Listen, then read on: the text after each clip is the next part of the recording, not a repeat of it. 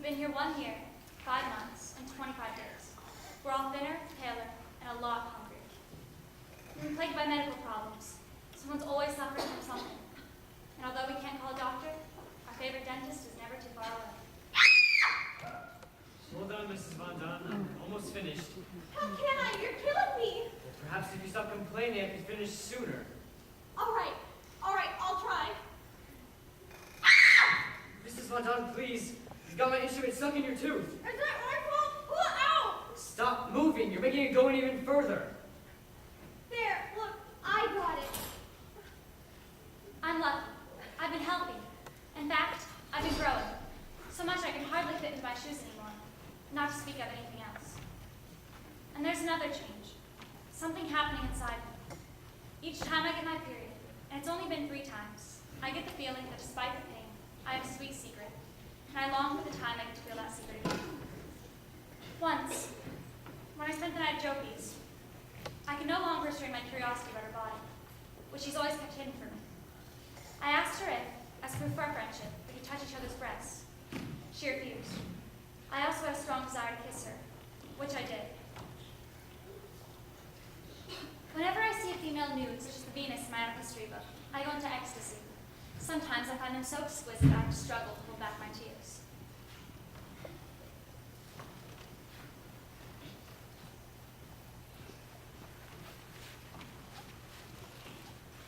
And there's something else. Peter, whenever he looks at me with those eyes. Me? Happy New Year, Meep. Happy New Year's. You really should have this day to yourself. We love that you've come.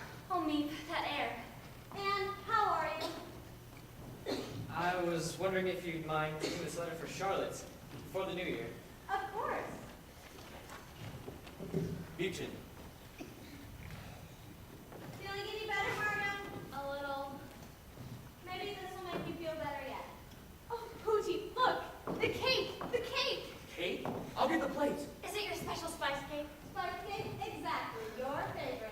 Everyone's favorite. Spice cake. What a treat. You must have used up all your rations for the week. How sweet. And look, it says peace in 1944. Last year was peace in 1943. It has to come sometime, doesn't it? Let's pray it will. Here's the knife, Petronella. Now, how many of us are there? None for me, thank you. Well, that leaves 7. 8.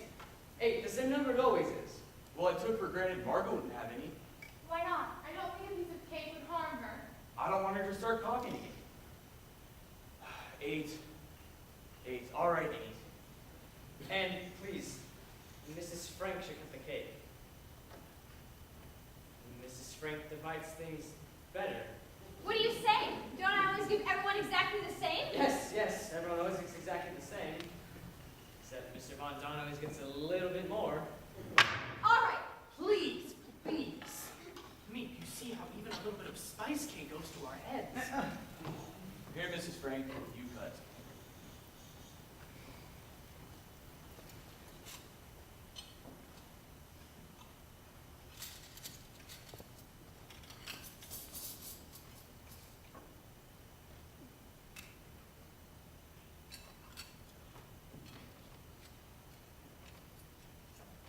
Oh, that smell. Me. You're sure you won't have a piece? No, thank you. I have to leave in a minute. Oh, Nietzsche. Jan is lucky to have a woman who can take like this. Jan. Tell us about Jan. Jan's taking me to a party tonight. A party? Remember everything, so you can tell us all about it tomorrow. Everyone you dance with? Jan. Only Jan. Oh, it seems I've forgotten something. For somebody. Me? Oh, what is it? I can't stand the suspense. Oh my. Me. Where did you find them? You can't even find a slipper on the black market these days. And look, they match.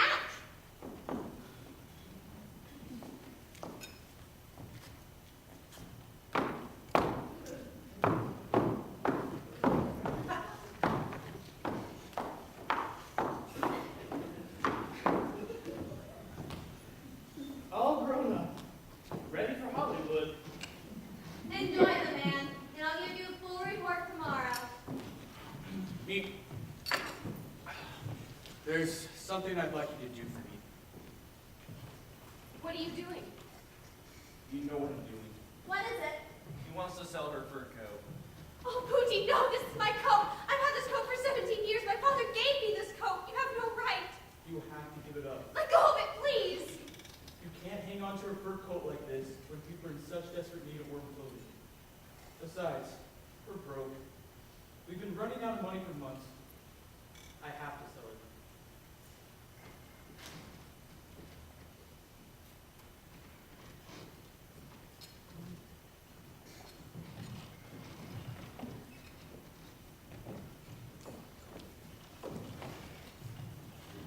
Mrs. Frank?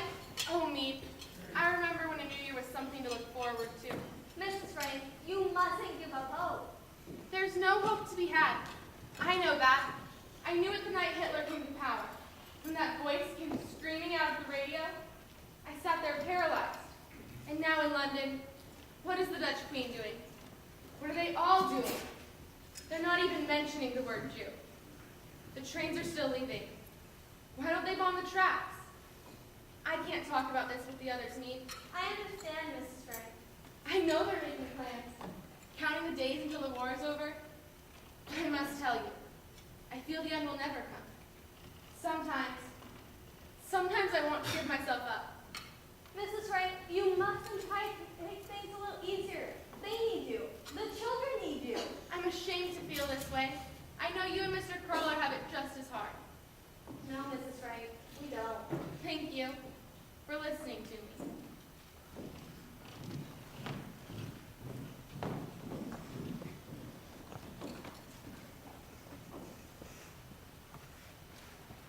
Non, non, ce n'est pas ce que tu penses.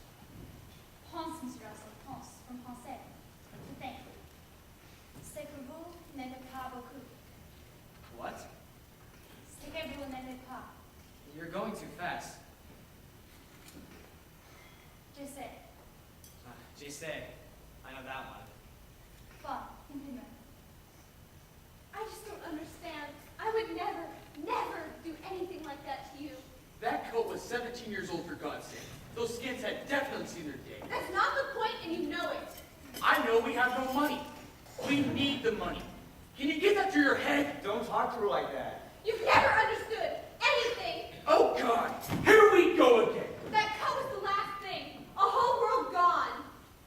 Well, you still got us, haven't you? You took the last memory of my father away. Do we have to hear about your father again? If you hadn't been so attached to your father, your coat, or the apartment with all your goddamn possessions, we'd be in America. It's not her fault. Oh, sure. It was you too, you know. You didn't want to. I only stayed here because of you. Believe me, I knew which way the wind was blowing. Oh, sure. You always know everything. Mother, please. Your mother will never listen. If I could just say one thing. No, you may not. You say too much already, and it's none of your business anyway. You shouldn't have said that, Mother. What? You hurt her feelings. Oh, well, I apologize, all right? I apologize to everyone. You left this. Thank you. I'm sorry about what happened there. Just to make me feel so... I wish I could have said something. I just hope I never turn out like them. You won't. I promise. Like him. What if I'm like him? You're not. Trust me. It's just that... What I'm trying to say is... You're always really big help to me. I am. How? Well, when you're cheerful, it won't keep me from being depressed. I'm not always so cheerful, you know. On the inside. Really? It's hard. You have to cry or something. There's nowhere to go. It's easier for me, I guess. If there's ever a fight between my parents, I just slip into my room. You're lucky you have a room of your own. Well, at least you can talk to your parents. Not really. I can never discuss anything serious with Mother. I can talk about anything with Father. Except Mother. I just don't think you can really be intimate with someone who holds me back. terrific. He likes you too. You think so? I can tell from the little things he says. It's funny, isn't it? What?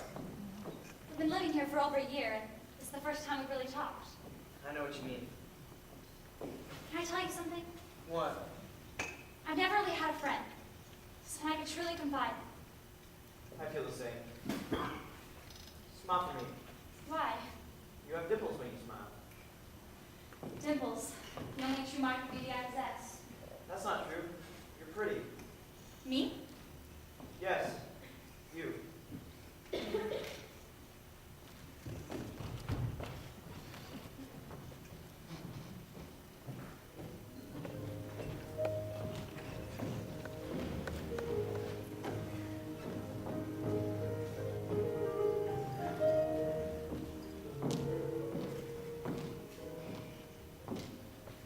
The sun is shining, sky deep blue, and I'm longing, so longing, for everything.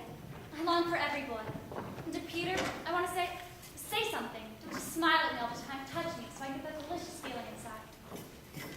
I feel spring awakening. I feel spring within me, in my entire body and soul. I'm utterly confused. I don't know what to read, to write, to do. All I know is I'm longing. What is it tonight? Don't ask. I have to. I have to be prepared. Oh, God. I can't eat this again.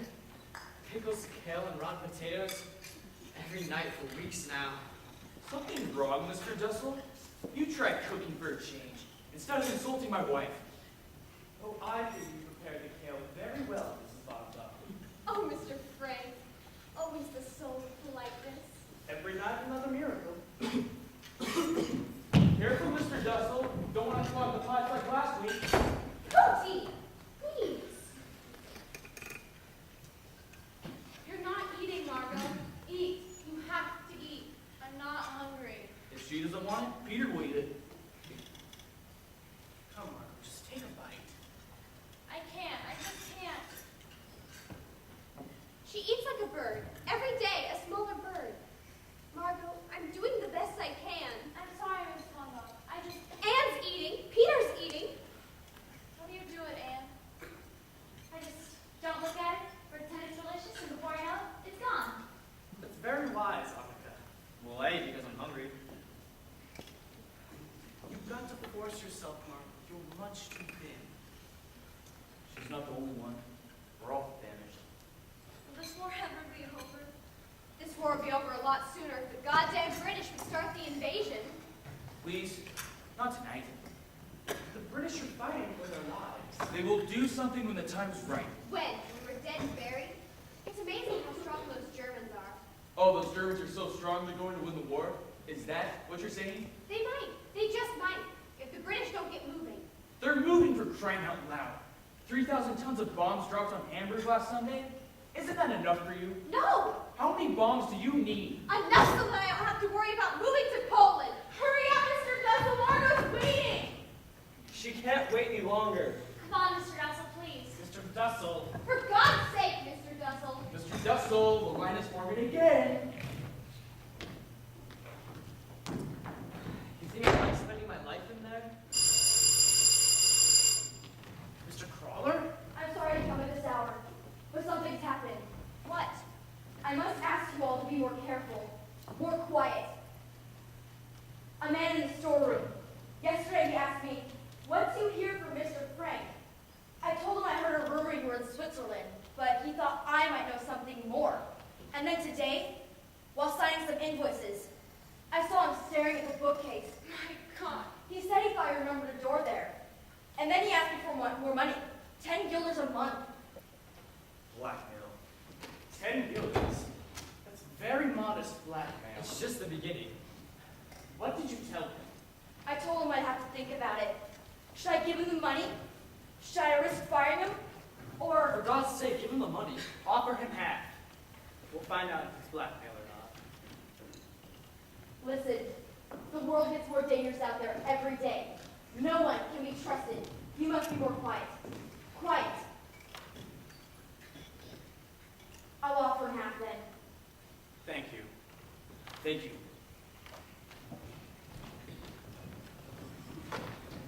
Mother, don't be upset.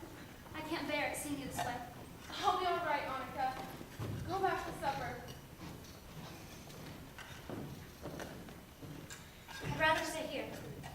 With you. And now, from London, a message from the Dutch Minister of Education, Mr. Garrett Wilkinson. History cannot be written on the basis of official documents alone. Our descendants are to understand what we as a nation have endured during these years. We need simple, everyday pieces. A diary, letters from a forced labor in Germany. I can't believe it. Did he really say a diary? I'll start revising it tomorrow. Maybe one day, I could even publish a novel. The Secret Annex, based on my diary. Unless you write yourself, you can't know how wonderful it is. When I write, I shake off all my cares. But I want to do more than that. I want to bring knowledge and enjoyment to all people. I want to go on living even after my death. Mr. Dustle's getting awfully impatient out there. Let him. I'm always waiting for him. Are you going out to the attic with Peter again? You've already spent so much time with her today. I've been at the Zachar's twice. Once to practice our French together, and once to get the potatoes for supper. But you know Mrs. Von Don. She's got a comment for every little thing. She can't help it. It's in her nature. I don't think it's Mrs. Von Don that's upsetting me. I'm not upset. You're not jealous of Peter and me? I'd be insanely jealous for you instead of me. Yes, I imagine you would, but I'm not. Aren't you, Margo? Tell me the truth. Who wouldn't want someone to visit every night, have deep, serious conversations with, and who knows what else? Yes, I'm jealous, but not of you and Peter. I just like someone of my own. I'm happy you have someone. Do you mean it? I want you to have a good time tonight, every night. You've already missed out on so much here. Oh, Margo, you're such a generous person. Besides, we don't have anything to be jealous of. We don't do anything. He hasn't even kissed me. The kiss will come. I'm not sure I want it to. Oh, you do. I know you. You can't help yourself. It's in your nature. Wait, let me fix your hair. There, now you're done. I presume I may finally get back into my room now? Our room, dear Mr. Russell. And yes, you may return. Thank you very much. Anne, again? Again? And look at her. You'd better bundle up. It's cold in the attic. In my day, it was the boys who called on the girls. Young people like to feel as if they have secrets. The attic is the only place that they can talk. Talk. That's not what they called it in my day. I think a little romance may be developing under little annex. If this war lasts much longer, we may have to have a little annex wedding. Frankly, I can't stand this stupid chatter another minute. Anne, don't forget to be down by 9.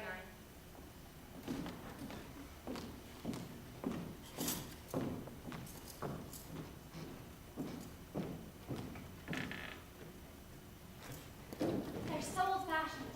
I guess they don't realize how much more advanced we are. You look nice. Really? I like the shoes. I've always liked the shoes. Neat voice does everything just right. She likes you a lot. I love her. I just hate having to ask for absolutely everything. Doesn't it make me miserable? Being so dependent on people? I'm not miserable anymore. Even bumping you on the stairs sometimes makes me feel. I feel the same. You know, you've changed. I used to think you were a real pain in the neck. My life before seemed so unreal. Nothing to do with who I am now. I see myself then as an utterly superficial girl. I wouldn't go back to being her for the world. You should know a lot about yourself, don't you? I guess it comes from all that writing you do. If I didn't, write down what I think, how I feel, I'd suffocate. I want to be a real writer someday. I know I can write. I'm my harshest critic. Who knows if I truly have any talent or not? What do you want to do? I don't know. Some job that doesn't take very much brains. That's ridiculous. No, it's true. I'm a complete idiot. You can't be so hard on yourself. I didn't have much going for me on the outside. But Peter, don't you miss? I miss so many things. Sometimes, turn my back on our apartment. I wake up and think, why can't I run outside? Oh look, you can see the moon from here, just like you said. How beautiful. Look at our little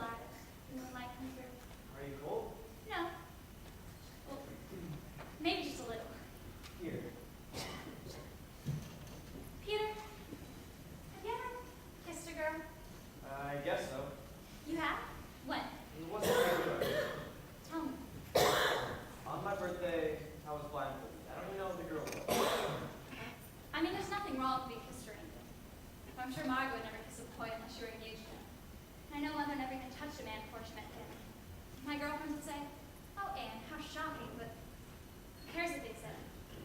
Everything's different now. Here. You called it art before. You really think it's ours? I do. You won't let me stop you from out here, will you? I won't, I promise. Maybe I can bring one of my stories up sometime and read them to you. You'll come tomorrow night? You want me to? I do. I will then.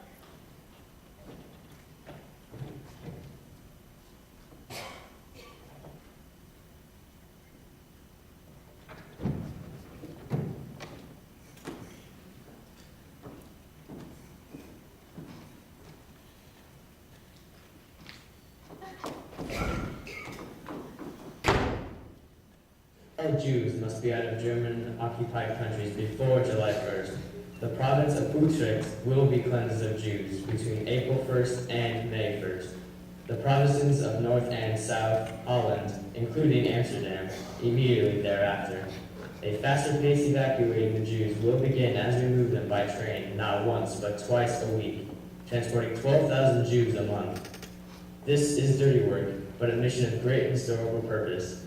When not a single Jew remains in the Netherlands, people will again walk freely in the streets.